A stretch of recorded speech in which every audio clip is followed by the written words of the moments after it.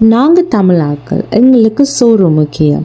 பல பேருக்கு ஒரு நேரமாவது சோறு சாப்பிடாட்டி அந்த நாள் திருப்தியாக இருக்காது. பார்ப்போம் எந்த அரிசி சோறு பிளட் சுகர் கண்ட்ரோலுக்கும் நல்லமண்டு.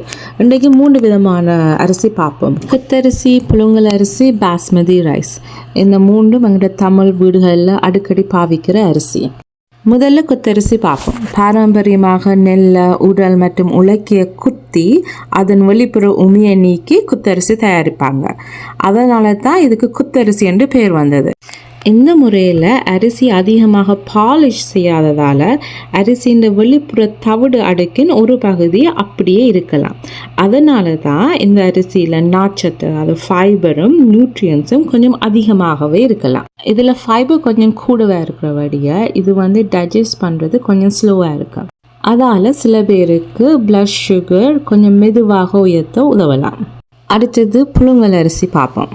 இது காமனாக பார்பாயில் ரைஸ் என்றும் சொல்கிறது. ஸோ இந்த அரிசி தயாரிக்கப்படும் முறையை பார்த்தீங்கன்னா, அந்த நெல்லோட வெளித்தோல் இருக்கும் போதே அதை தண்ணீரில் ஊற வச்சு ஆவியில் வேக வச்சு அதுக்கு பிறகு உலர்த்துவாங்க. அதுக்கு பிறகு தான் தோலை நீக்கி அரிசியாக மாட்டுவாங்க. இந்த ப்ராசஸின் காரணமாக இந்த ஸ்டார்ச்சின் அமைப்பு மாறுது. அதோட ஒரு சில நியூட்ரியன்ஸ் அந்த அரிசியோடு சேருது. இந்த ப்ராசஸின் காரணமாக டைஜஷன் கொஞ்சம் ஸ்லோ ஆகுது. அதால் சில பேருக்கு பிளட் சுகர் உயர்வது கொஞ்சம் மெதுவாகும். அடுத்தது பாஸ்மதி அரிசியை பார்ப்போம். இது ஒரு ப்ராசஸிங் மெத்தட் இல்லை, இது ஒரு நீளமான தானியம் கொண்ட அரிசி வகை. இதுண்ட மனம், அந்த நீளமான கிரெயின், இப்போ இந்த சமைச்ச அப்புறம் அந்த தனித்தனியாக இருக்கிறது, அதுதான் இது இந்த ஸ்பெஷல். சாதாரணமான ஷோர்ட் கிரெயின் ஒயிட் ரைஸோட ஒப்பிடும் போது பாஸ்மதி ரைஸ் டைஜஸ்ட் பண்ணுறது கொஞ்சம் ஸ்லோவாக இருக்கலாம். அதால் சில பேருக்கு பிளட் சுகர் உயர்வாகிறது கொஞ்சம் மெதுவாக இருக்கலாம். ஆனால் எல்லா பாஸ்மதியும் ஒரே மாதிரி இல்லை. எங்களில் பல பேருக்கு பாஸ்மதி என்றாலே நாங்கள் இந்த ஒயிட் பாஸ்மதி ரைஸை தான் நினைவு வரும். ஆனால் பாஸ்மதி ரைஸில் ஒயிட் இருக்குது, பார்பாயில்டு இருக்குது, ப்ரௌன் இருக்குது. அதனால் வெள்ளை பாஸ்மதி ரைஸ் ஒரு தவறான சாய்ஸ் ஒன்று இல்லை.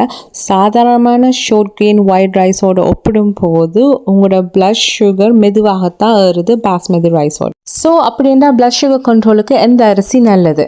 பொதுவாக குறைவாக பாலிஷ் பண்ணப்பட்ட குத்தரிசி இல்லாட்டி புழுங்கல் அரிசி ஒரு நல்ல ஆப்ஷன். பாஸ்மதி ரைஸும் ரெகுலர் ஒயிட் ரைஸை விட சில பேருக்கு ஒரு நல்ல ஆப்ஷனாக இருக்கலாம். அரிசி வகையை விட உங்களோட பிளட் சுகருக்கு ஹெல்ப் பண்ண போகிற முக்கியமான விஷயம், நீங்கள் எவ்வளவு சோறு போடுறீங்க உங்களோட பிளேட்டில், வெஜிடபிள் ஃபைபர்ஸ் இருக்கா அவங்களோட சாப்பாடோட, அண்ட் ஆல்சோ ப்ரோட்டீன் இன்க்ளூட் பண்ணுறீங்களா அவங்களோட சோத்தோட, அது எல்லாம் தான் அவங்களோட போஸ்ட் மீல் பிளட் சுகர் கண்ட்ரோலுக்கு ஹெல்ப் பண்ண போகுது.